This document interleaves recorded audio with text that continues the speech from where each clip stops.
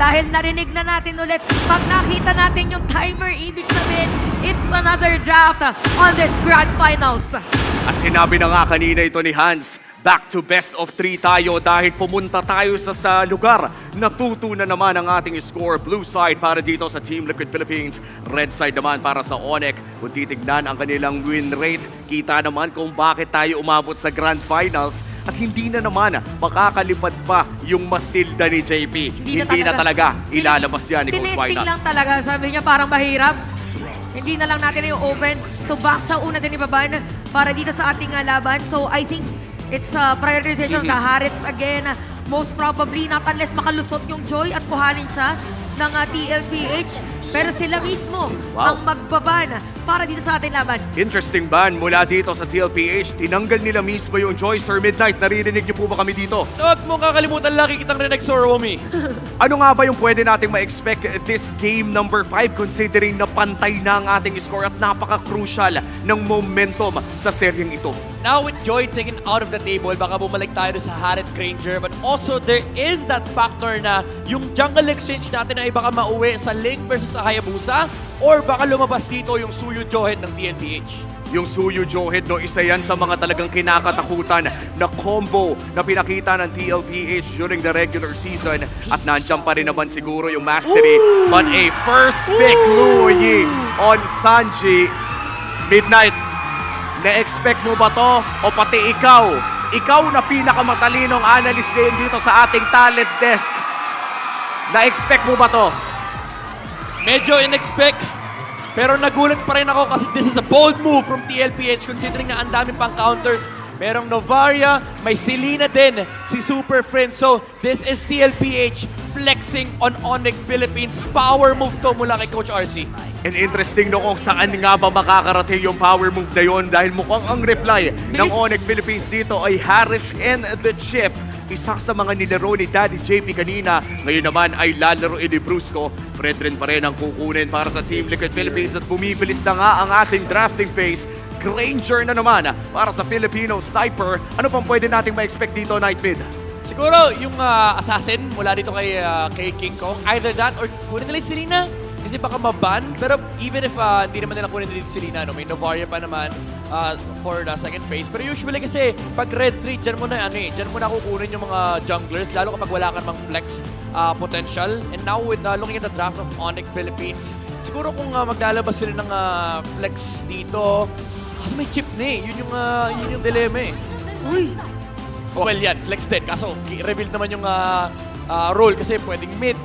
Oh, pero, yes. malay mo, jungle Kimi kay King Kong. Oh yeah, if ever lumabas yan, sa tingin ko kailangan magpakalbo ni Ingan. Pero medyo mahirap at this point, no, dahil as you said, Midnight, medyo revealed na yung gold ay Harriet, yung mid lane most likely Kimi, pero siguro nga kung jungle Kimi, may kailangang magpatunog ng Razor. Arlot ang tatanggalin dito ng Onyx Philippines. And this is something na nabanggit ni Coach Dexter kanina, yung Fredrin Arlot na pwedeng nang magbalik sa playoffs. Ayaw nila dito yung possibility for a crowd control, lalong-lalo na more on squishy, yung pinaka-damagers nila. And even kasi dito yung Harith ay pwedeng lapitan anytime. So ngayon, para sa side ng Onyx, pwede lang i-limit yung possible na flex nung Fredrin. Pero so far kasi TLPH parang fixated na sila on having this Fredrin sa hands ni Cartesi. Tas more on clues naman para ito kay Sanford. Pwedeng ganun pa rin yung maging route. Pero baba nila dito yung Povius. Kasi nga naman meron silang mga heroes that has dashes. And ayaw naman nila yon para mazona agad. Hayabusa has been banned para talagang fix na rin na post 4 or kay Super Friends mapunta yung Kimi. Parang mahihirapang pumili ng jungle dito side ng Onyx Philippines. A lot of assassin bans. Natanggal yung top 3 jungle assassins na pwede nating mapanood. But the Suyu is still available to take. Nabanggit to kanina na Midnight. Ano pa bang choices yung natitira natin dito? Maybe the Lancelot once again. In-enforce naman na naman ng TLPH dito yung Lancelot ni King Kong. Pero pwede naman nilang i-relegate na yun sa last pick. Kasi they want to be able to secure either yung XP matchup or yung jungle. Pero ayun na nga, kinuha na nga ata nila yung Lancelot. Siguro ang hinaharap dito ng Onyx Philippines is yung XP matchup, no? Hintay muna nila lumabas yung hero ni Sanford before they take up any hero for Kirk. So, Blue ulit, and blue ulit. Blue Edith, maybe? Uy!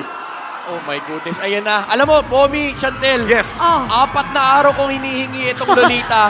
Kanina ka nakalolita ako kasi magandang counter siya laban kay Kimi. At mukhang makikita natin yan in a very crucial game number 5 sa kamay ni Daddy JP. Matagal-tagal na rin huling beses nating naisigaw yung Luminon Blast Oo nga sa eh. loob ng isang Land of Dawn game. Pero ngayon mukhang makikita na natin Trace muli. na yan. At sa Grand Finals pa nga lalabas. Last pick here para sa side ng Onyx Philippines. Naghahanap pa sila ng XP lane. Ano kaya ang papalarin nila kay Kirk? Open yung Edith na talaga namang comfort pick niya. Oh, pero Teresla, para pang ano nila dito just in case. Kasi yung penalty zone, as much as we want na parang penalty zone sa 5, pero kasi yung cooldown naman niya is medyo mabilis. So maganda siya against Luminum Blast para ma-disrupt mo na agad. Even yung continuous mo na skills din and yung execution strike rather. So ang ganda ng bitaw dito. Mabilis naman sila makakapunta sa mga pwedeng positioning because of the portal. Oo. Kasi di ba normally ang problema with Teresla is the mobility. That's true. But that is answered with that chip pick from Onyx Philippines. At buti nga nabanggit mo din no? Dahil pa naglaban-laban naman na, especially dikit-dikit ang side ng TLPH on this first pick Luyi diversion. May malaking tsansa na makakita tayo yung 5-man na penalty zone na inaabangan din natin. Nagbabalik ang Lolita para dito sa game number 5 at nilabas na rin ang Teresla ni Kirk. This is going to decide kung sino na naman ang makakalamang in this Grand Finals series. Welcome to the Grand Finals game number 5. Huwag na natin patagalin pa. Casters, pasok! Sa larong ito, hindi lang galing ang susubukin. Puso, tiwala, tibay ng loob, pati na rin ang mga heroes na gagamitin. Huminga naman lalim dahil sisimulan na natin ang game number 5. Grabe, gusto ko lang saluduhan ng ating mga coaches sa napakatinding basagan ng utak dito sa laban na ito. nga. Who would have imagined na lalabas yung matagal lang inihiling ni Midnight na Lolita? 3-1. Rehearsal pa lang, sabi ko na may maglololita eh. Pero ito, pinagbabaril si JP. Napanish naman yung duration na walang bulwark dito, no? Or yung shields mula dito sa isang Lolita. Pero ang madaya kasi dyan, yung naibabalik yung stun tsaka yung traction Yeah. pulse. Let's talk about kung bakit nga ba ina-expect din ni Midnight itong isang Lolita nga. Dahil nga, nagkaroon ng rise onto Akimi pick eh, di ba? Yeah. Ang daming projectile na binabato ng mga flex heroes ngayon, lalo yung Kimi, no? Even yung mga marksman, ang daming projectile, yung mga tulad nila Granger, Yeah. yung kay mga Moskov, dito as may bottom lane, pressure. Okay, pinipigilan na makalapit. Pero masakit din talaga mga bala no, mula dito kay Oheb. Pero bukod siguro doon sa sa pag-shield, yung Luminum Blast kasi pwedeng pambasag doon sa gagawin ni JP na portal play, di ba? Yeah, ano siya, pang-counter ng set from the enemies. Pero ang kinaganda sa last pick ng Onyx, no, it solves yung engage ng TLPH kasi you have this amazing frontliner in the form of the Teresla na nag-e-enjoy usually kapag may kalabang glue. Kasi kapag sa second skill, yung glue, pag tinamaan ng isang hammer lang mula kay Kirk, si Sanford dito, is ang laki ng balik buhay. Oo, yung revenge strike and even yung execution, di ba? Sobrang crucial here for Kirk. And Okay. you've mentioned that. Kung kaya hindi rin sila basta-basta mabuli dito sa top lane. Pero balik tayo, mid lane, Super Prince being targeted here. Oy, naku, napaflicker din! Super Prince! Ang baba na buhay pero fast up with the fast up execution of retribution na ginamit na rin ni King Kong. Mapapatay si Sandy at siya magiging unang dugo. Habang JP naman ngayon, aatras na rin, ibibigay yung pagong sa may balik muna si King Kong dun sa kanyang purple buff. May nagmintis. Ang ganda ng attempt eh. Oo nga eh. Napakalupit ng attempt mula kay Sanji pero may hindi tumamang skill mula kay Sanji and si King Kong. Binitawan muna yung purple. Mas importante na i-punish niya yung flicker play na ginawa ni Sanji ron. Pero for TLPH, masaya naman sila kasi nakuha nila yung neutral objective ng game. So kahit papano, even though that's the first blood, a first turtle naman para sa TLPH, pinag-usapan nga natin crucial yung combinations talaga ng Louis to totally maximize the vacuum. Yeah. Pero ngayon for Onyx, they also have the capability na manurpresa yet again with the chip here para kay Brusco. Medyo nakaka-bad trip din honestly yung glue ni Sanford dito. If you're the Lancelot, kahit sabihin natin nga pwede mong dasyan yung glulets, alam mo yung magdamag, nasa harap mo yung glue, parang pwede mong dasyan, pero pag iniwan mo, kaya kang instakan din kasi yan eh. Okay, portal. Okay, hindi yata maiiwan dito si Cartesi kasi andun na rin yung Abrasion Swat! Tulong kagad dito si Brusco. Ngayon, tumama yung Luminum Blast. Sanji dito ay makakuha ng kill habang si Kirk naman ngayon ay mababawian. Grabe yung paghabol doon at Team Liquid. 4-man Numenon Blast! Ang tagal nating hindi nasabi yun. And napakagandang appraisers wrath mula kay Carteezy. Full stack, full damage, isang ampas lang nawala yung chip. And that's what you want kapag ka-Fredrin ka. Pero sa may bandang baba, pwede maging 2v2. Brusco just chasing down someone na pwede magtago. Pero sa ngayon, full-on fight yung meron kang Lolita with JP. Oh, mid lane. Okay, sa gitna naman si Super Prince na kompo. Tinamaan ng energy eruption at si Sanjay free hit lang with that dispersion and rotation. Grabe. Di ba tatapos to? Grabe naman si Carteezy. Doon palaban eh. No? Fredrin man. Alam mo, sobrang importante kasi, again, no, for both teams na i-clear yung mid. Dalawa sila actually magki-clear niyan para basically supercharge. Walang dandruff dyan sa mid lane. Wala. Diba? Supercharged with clear talaga. Tsaka kung kanina akala nyo makiklear nyo na siya, ay hindi. Nakabanat pa ng appraiser set. And all in all, ito yung mature version talaga na Carteezy na Oo. nakikita natin. Hindi na ganit sa farm. Oo. Alay sarili para sa objektiba. Pero si King Dogs with top lane. Oy, okay. Oh. Phantom execution at saka yung penalty zone ay nagamit. Yeah. Pero huli ang mga microorganisms doon habang si Carteezy naman ay kinuha na yung Bilis ikalawang ito, ah. pagong. Diversion play. Diversion. Diversion play. Dadaan ba si King Kong? Up, okay. Okay, medyo nakakilig muli yung mga ganong execution ng diversion ni Sanji. Supercharge muna. Supercharge. Linisin ng dandruff. Oh, wait lang. Linisin. Pero ngayon, ang kailangan din na malinis actually yung play dito as far as Onyx Philippines. But by the way guys, it's going to be, yung last time na nakita natin ng isang Lolita played in the grand final sa MPL Philippines was in Season 11 by then Echo Roamer na si Yawi laban sa Blacklist International. Grabe ka na, Lolita. Parang sa liquid na lang ata. Sa liquid na lang ata yung napipick dito. And bukod pa doon, nakikita natin kung bakit nga ba sobrang gana niya. Pero ngayon, gana, kunak ni Carl. Okay, kahit makunat, kaya lang ang dami kasing ibinabato sa kanya. Gamit na rin penalty zone, Carl? pero buhay pa rin. Si Fredrin man ngayon, tinawag na ang tropa. Dash in mula kay Kerra. Patay kagad dito si Carteezy, magiging nagsa-attack na si Sanji. Napakakunat, pero mamamatay din. Habang doon sa may bandang gitna, may habulang nagaganap! Oh, ladies and gentlemen, nakabawi din. 2-4-2 ang naging palitan.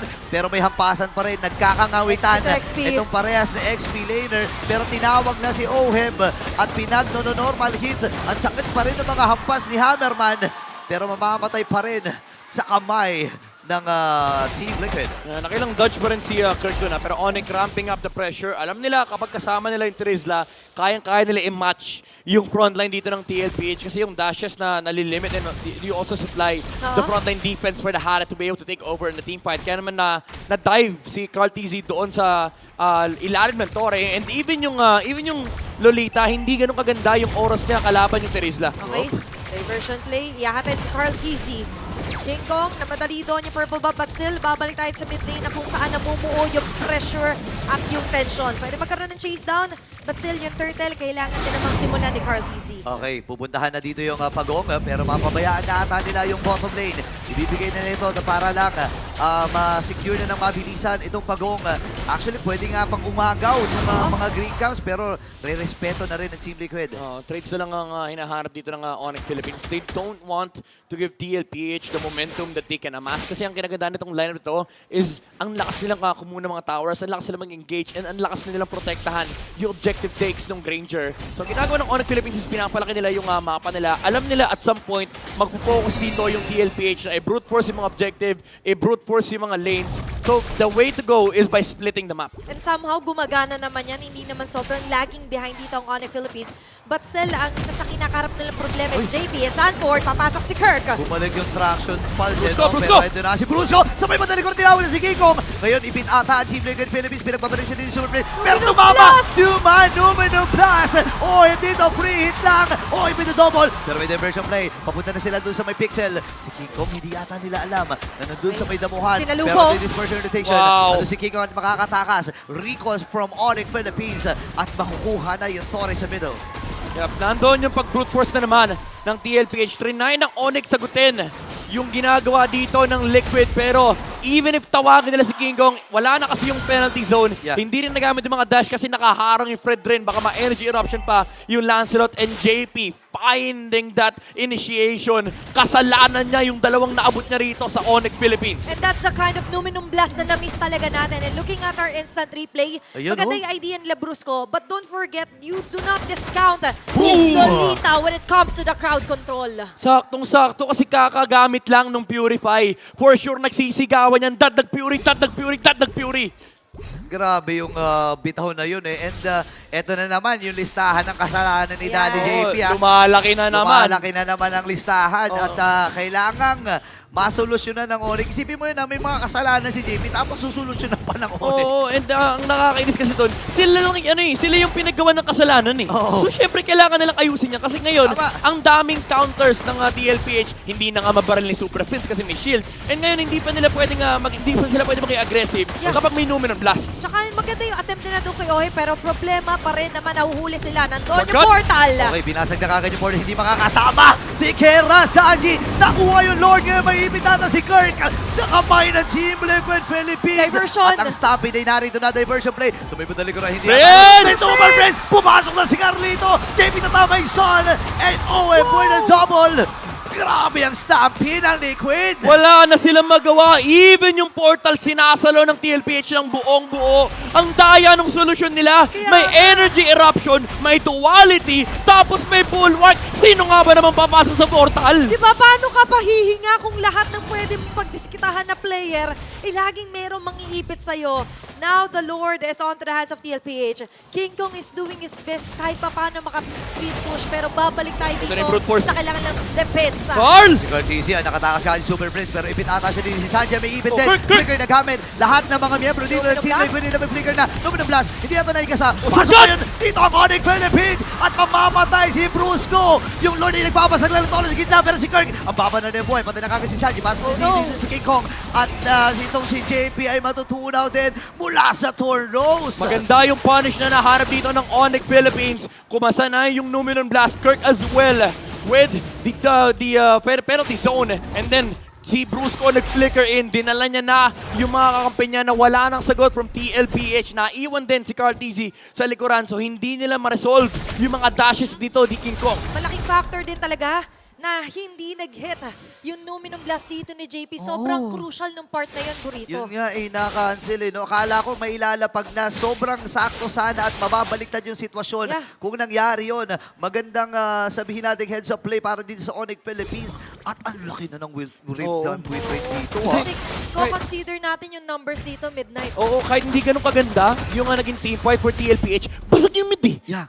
Kumaga nakuha nila yung gusto nilang gawin. And ngayon, yung bottom lane, lamang pa sa kanila kasi look at where the Lord is. Nasa Oo top nga. lane, slow push is on the bottom side. Although, ang advantage naman dito for Onyx Philippines is nasa taas yung Lord, pwede nilang padala yung chip sa may baba. Kasi yung portal, nasa left side ng TLPH. Yeah, but PLPH can also do the same thing. Remember, may Sanji, first pick Louie, yan na ganun naman. ka-confident sila dito. Oo, sakto yung sentry. Sentry, okay lang. Nagkaamuyan sila. Okay, okay. Hindi ko- Nakakutob. Hindi ko na kinakaya yung MLBB dito. Pare-pares na sila iniisip. Napakapit nga rin ako. Akala ko mabibitaw yung Diba? diversion play. Parang silang nananalamin eh. Ganun Oo. din yung galaw. Nagkakabasahan sila eh. Ang Oo. nakakatakot doon, kung shumot doon, tas sakto yung sentry, kita ng Onyx yung buong members ng TLPH. Nangyari Revealed sila eh. dun. Diba? And you wouldn't want to reveal sana na maaga yung posisyon. Oo. At katulad Revealing kanina, area eh. Midnight, paano mo ba kakalabanin yung sarili mo rin? Oo, mahirap nga naman yon yung titingin ka muna sa salamin. 'Di ba? Pero ito, naka-ready na naman. Pinipindot na naman yung diversion. Ito na naman tayo. Minigame ng Lord. Mabaka muna, slow push. Nahawakan na ni Sanford yung wave sa Yeah. bandang ibaba. Pero do take note, again, ang Onyx Philippines, meron po silang Y-walk sa kaliwa Oo na nga. nasa likod ng TLPH. Ako, nakakatakot ito ngayon. Ay, nakita ata. Eh, inaapakan. Nagkakitaan. Hoy! Hoy! yung Ginabangan! blast. Doon lumabas si Brusco. Ngayon ay nagamit yung Numinum Blast. Grabe, galit na May galit. idea sila, may information sila. Layo muna si Brusco, nagamit yung conceal. Pero andito yung diversion. Sinundan! Limang miyembro ng Team Liquid Philippines! Lord! Lord! Lord! Pero yung Lord, binabers na kagad din ng Onyx. Alam na kagad nila, Sanford. si Sanford pinipigilan lang yung Grabe. plano dito ng Kaya- Onyx. Sanford Napakatibay lang, talaga. dapat. Paano mo mababawasan? Kung naka-grab ako sa'yo, si Kiko ka nasa liban dito. Atras muna, JP, to the rescue na rin. Si Zona Carl, dito yung Carl. mga miyembro ng Onyx. Okay. Si Sanji ay nandun with the pokes. Oh my Pero si goodness. Ohem, diretso lamang ang tingin dito sa Lord at makukuha na nila ito ng libre. No, grabe yung commitment nila dito. Yung Numinomals hindi man mag-hit, pero hindi nila sinukuha na kunin si Brusco.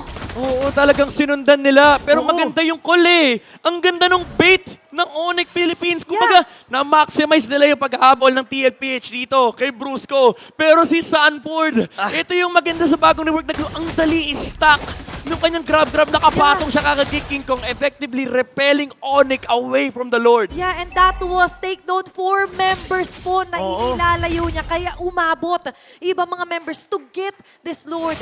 Pangalawang Lord, marching on to the mid lane. Katulad kanina, dating gawe King Kong, relieving some pressure here. Nag-clear na ng mabilis yung bottom. Para nga naman, mas mapaliit yung pressure na matatanggap nila. Sinasabi muna nila yung Lord. Habang ginagawa ng Onyx to, yung top lane libre, pero yung yung chip ang layo pa. Kailangan ingatan dito yung mga ultimates. West Card. ultimate, andito na ang penalty zone! Sa likuran na ilalabag na yung portal! Ito na yung pagsugod ng Onyx Philippines! Nakuha na ng kill kagad dito si Kelra ngayon naman. Ay, atasan muna sa break shot. Card. Walang tinamaan si Carlito! Kelra with the double! Binabari-baril na muna dito ni Super Friends. Atras ang magiging call ng Cavalry. Habang si Sanford ang magiging punteriya ng pamilya. At si Brusco ay nakakuha din ng kill. 3-man down! Napakaganda nung sandwich play na ginawa ng Onyx Philippines. Brusco coming from the top side. Even though nawala yung Tori doon, na-maximize na nila yung opportunity na hindi sila kita ng TLPH. Oh, Brusco! Ito kita. Ay, ayun lang, nakapagtawag ng portal bago mamatay! Grabe Napatay na si tunaw agad. Orb! Oh no, defense card DC, kaya kailangan na lumayo. Si Orbe namatay din. Nakadalawa si Kelner dito.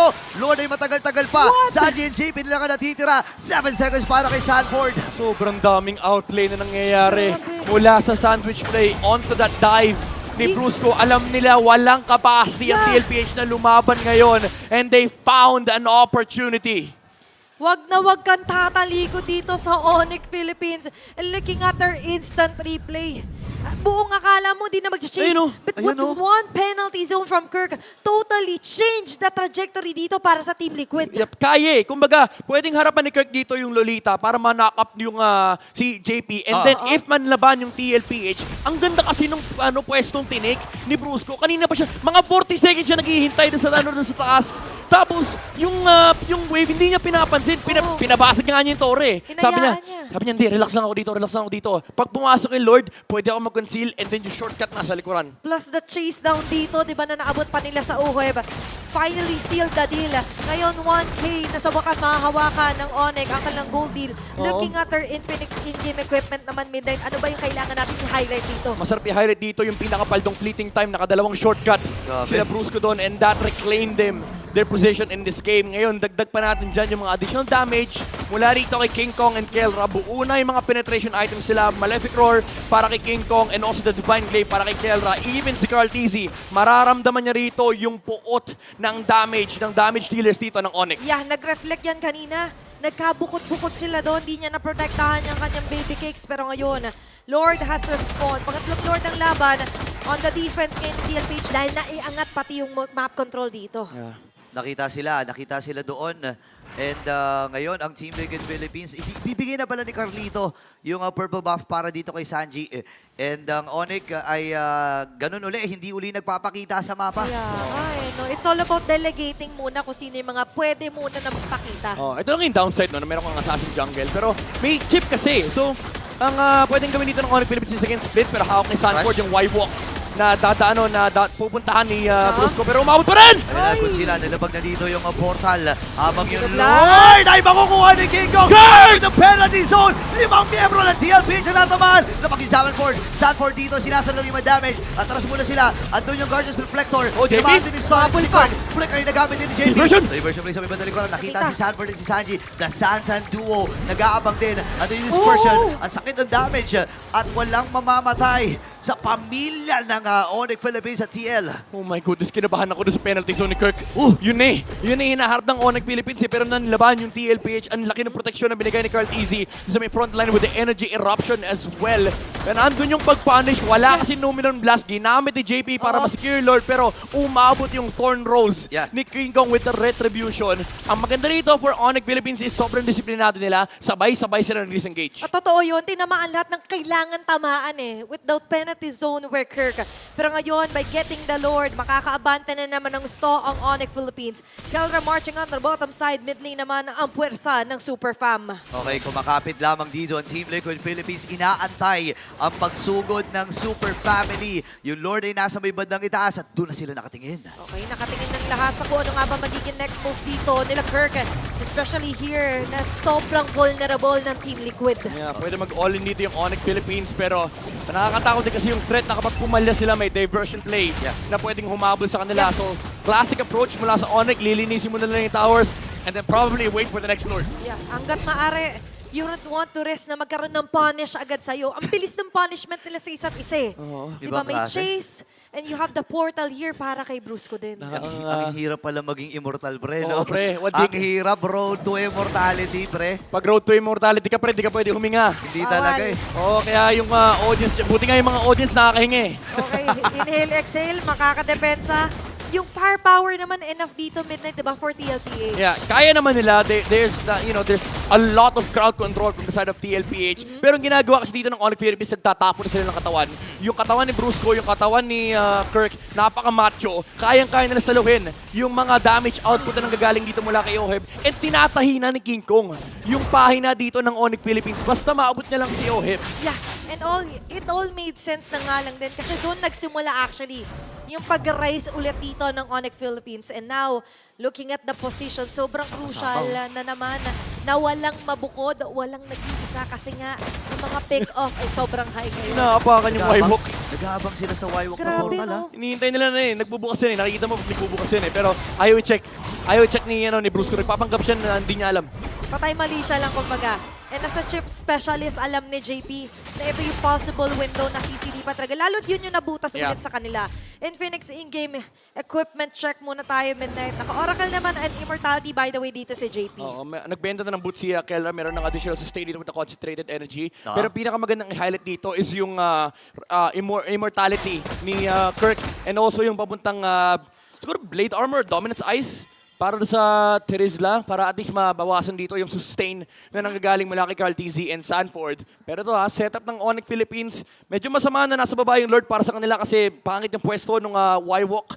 Pero ang kinagandapan dito is chip pa din ito eh. Kumbaga pwede nila kontrolin yung kaliwang side na hindi sila masyado nag-worry kasi for sure may nagbabantay ng Y-Walk sa baba. And even with King Kong here, na nakikita naman natin na tinitake into consideration nga nila na kahit na medyo lugi man ang position ng Basil at chip is a chip. Pero ngayon, awareness onto the map, pagbabasihan natin yung execution din nila. Ito na naman tayo, may minigame na naman ng Lord. Ganito sa Pilipinas.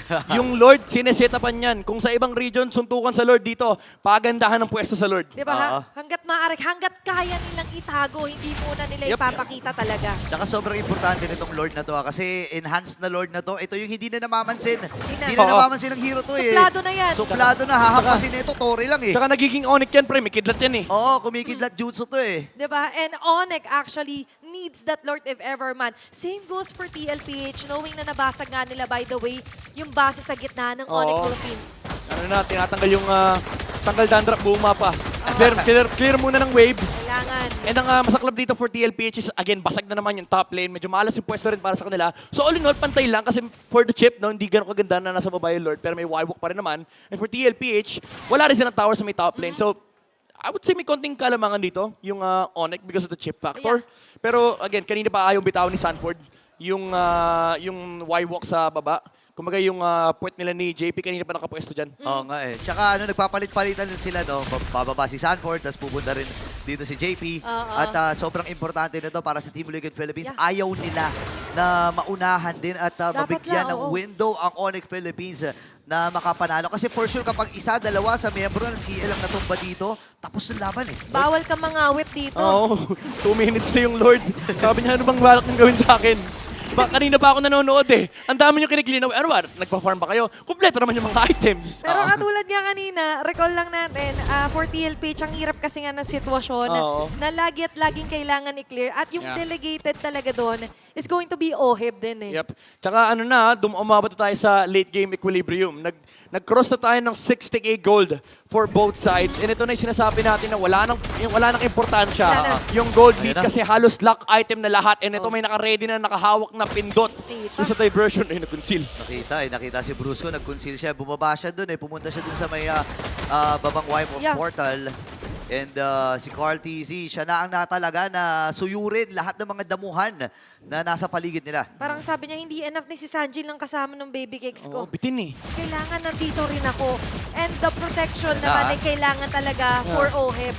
Bibigyan ko kayo ng context bakit hindi pwede TLPH yung magsimula ng Lord. Kanina pa nila hinahayaan yung Onyx na mag-start kasi may flicker yung chip. And ang nakakatakot kasi dito, pag nag-Lord yung TLPH, kailangan kasama dito yung ka-baby cakes ni Carl TZ. Nakakatakot kasi dyan is baka ma-flickeran yung Granger.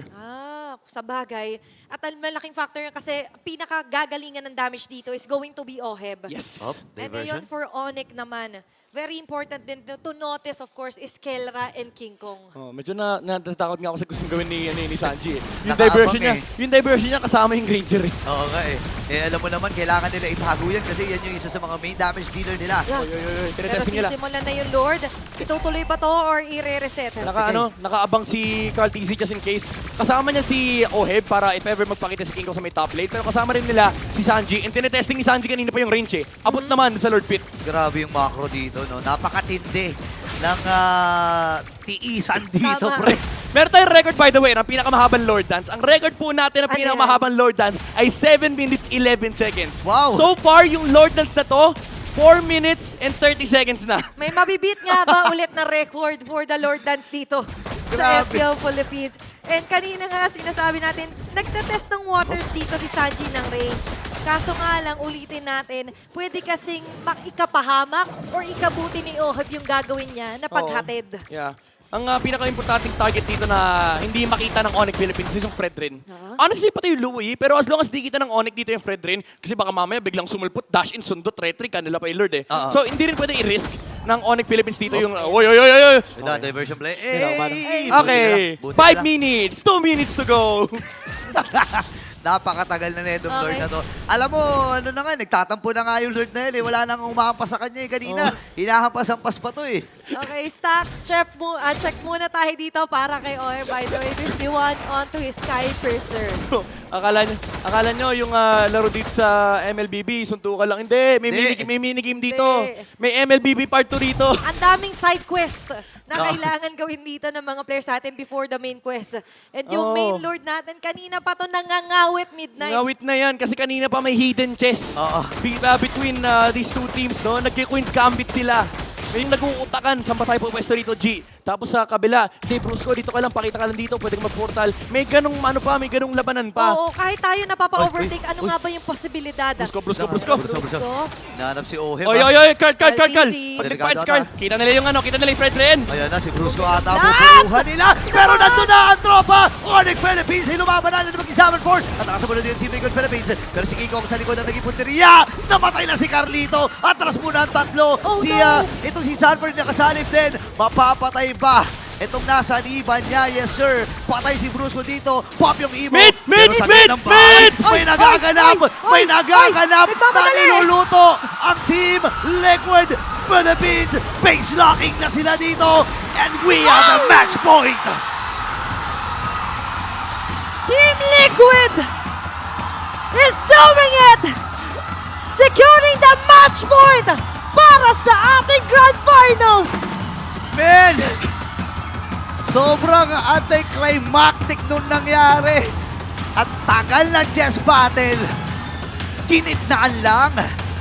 I'm pretty sure makikita natin yung replay mamaya, pero mukhang diversion ata papunta sa mid. Alamin na lang natin. Mag-diversion na muna tayo papunta sa ating panelists para i-explain na nangyari doon sa game number 5. Maraming salamat sa ating mga casters. After nating makita yung ganong klaseng 2-2 na serye, napunta naman tayo sa base race ending ng game number 5. Umi nga pala kasama si Ate mo Chantel.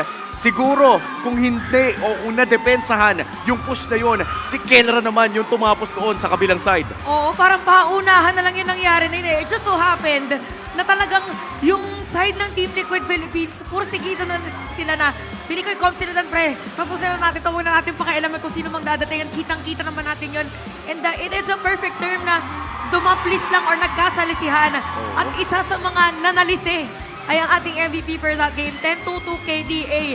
Para sa kanyang Granger, walang iba kung hindi ang ating regular season MVP also na si Oheb. Ang ganda na naging performance dito ni Oheb. Kung babalikan natin yung performance ng Granger niya, halos walang makapatay sa kanya in the early game. I think around the 8-minute mark, 5-0-2 si Oheb. At napakahirap niyang abutin doon sa likod. Umabot pa nga sa punto na tumaas na talaga yung gold lead ng Team Liquid Philippines around the 10-minute mark kung saan nagkaroon sila ng 4,000. Pero kahit papano ay nakadepensa pa rin ang side ng Onyx Philippines. And when we watch the highlights, this is what we expect coming in from Oheb, the regular season MVP. Yung tipong kaya niyang maging aggressive pero hindi niya kailangan maging overly aggressive na siya mismo yung humaharap. I think JP and Carl TZ played their roles really well in this game. Halatang halata na kailangan nila protektahan yung backline nila at hindi kailangan umabante ni Oheb. And I love this comeback coming in from the Lolita, no?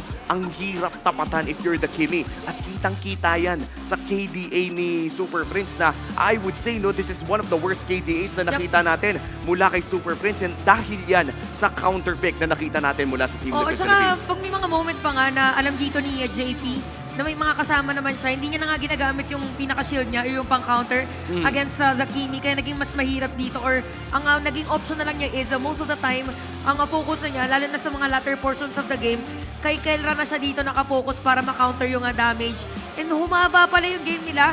Ganto ang nagiging takbo ng isang game kapag ka meron kang Louie at saka Chip. And this was the play we're in. Nagkaroon ng sandwich na play yung side ng Onyx Philippines na nilikuran nila, yes, nakadouble kill sila. Nagkaroon pa ng paghabol kasi sumakto din yung paglabas nung teleport. But for your TLPH dito, again, they have the Louie. Why not tapusin na lang yung laban? Came at the 26-minute game, nagkaroon ng idea na okay, magkaroon muna tayo ng team fight saglit. Tapos makakaabante dito yung Onyx, pero biglang tatapusin naman ng ilan sa mga players. Ibang klaseng call mula Ayun, kay Chef Sanji. Natapusin na lang. Diversion patungo sa base. Any second later, Chantel, kung napatagal yung pag-diversion na yun, baka nakadepensa pa ang side ng Onyx Philippines at baka natapos pa ni Kelra doon sa kabila. Pero dahil sa napakabilis na decision-making ni Chef Sanji at pati na rin ng TLPH, nakita nating naselya nila ang pagkapanalo in that game number 5.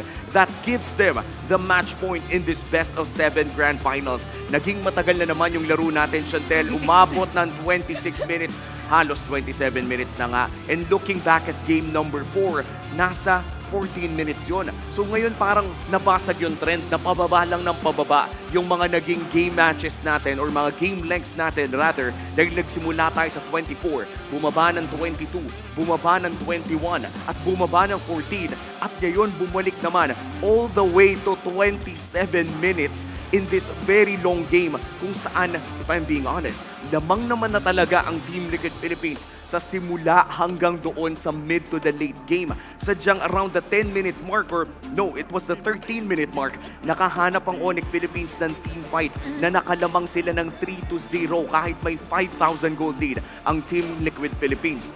Back-to-back plays mula kay Brusco ang nagbigay ng puso para sa Onyx Philippines pero agad din itong inagaw ng TLPH with Sanji once again setting the pace and giving the space para dito kay Oheb na nakapagbaril din naman ng dire-diretso. And I have to say for Oheb, this is something na ine-expect na natin sa kanya kapag nag-lock in ng Granger at Team Liquid Philippines, especially with the Baby Cakes tandem na si Carl TZ ay naka-Fred rin, kailangan talaga protektodo dito sa ating BPI rich guy na si Oheb. Bigyan din natin ng pugay, of course, ang ating best wingman and the sandbag na San Duo. Napaka-solid ng mga ginawa nila sa larong ito. At pati na rin ang ating carry na si Kelra. Hindi naman talaga hindi papalag ang Filipino Savage against the Filipino Sniper. Pero syempre, ang ating BPI rich guy, ang ating tutungayan ng pansin. Oh, nakita natin dito for Oheb early game, check.